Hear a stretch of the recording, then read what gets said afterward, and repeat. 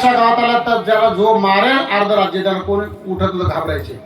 पण पुतना मावशी म्हणते मी मारते आणि फुकट मारते, मला पैसे देऊ नको राज्य देऊ नको. का?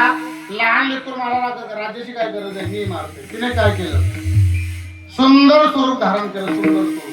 धर्म महाराज ती राक्षसी नव्हती. ती कोण होती? राक्षसी. आणि ती काय बनली? सुंदर. शक्य काय? और राक्षसी कोणी सुंदर असते का? ती विचित्र असते. कशावर विचित्र असते? तिचे केसही मोठे असतात, तिचे दातही मोठे असतात, तिचे नखही मोठे असतात. म्हणजे ज्यांचे नख मोठे असतात, मग तसं नाही काय म्हणायचं, मी तिचं सांगतोय.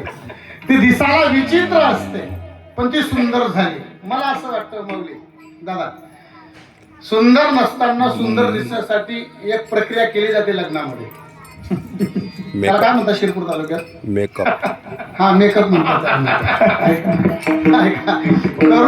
करू नका असं माझं अजिबात म्हणणं नाही. करा करा, नक्की करा, त्याची गरज आहे. कालानुसार काही गोष्टींची काय असते, गरज असते. काल बदलत चला, आपल्याला बदलावं लागेल. ऐका, करायला पाहिजे, काही अडचण नाही, पण थोडा मापात केला पाहिजे.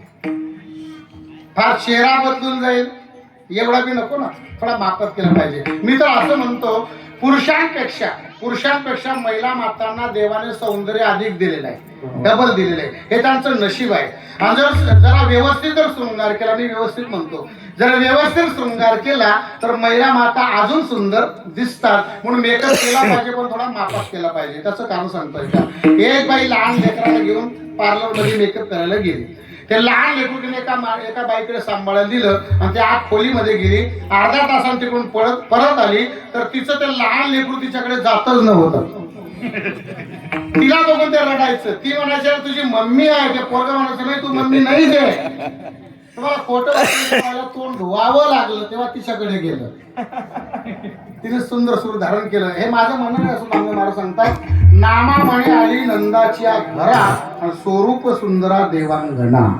लहान लेकर माणसं आली, नंदाच्या वाड्यात गेली आणि म्हणते यशोदा तुला मुलगा दाखव. यशोदा माता म्हणजे आंघोळ घातली, पांढरा झोपलाय. भगवान माता ती झोपायला नाही आलो.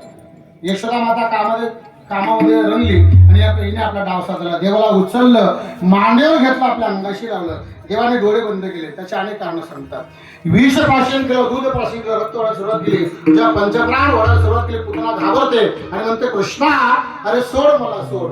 भगवान म्हणतात मावशी माझं एक तत्व असं आहे, एक तर मी कोणाचंच नाव घेत नाही, पण माझ्या नादी लागलं तर मग मी सोडत नाही. पुत्रा म्हणते कृष्णा माझ्याकडनं चूक झाली, मी पुन्हा कधीच येणार नाही. भगवान म्हणतात मावशी चिंताच करू नको, पुन्हा डबल येण्यासाठी तुला शिल्लक ठेवणार नाही.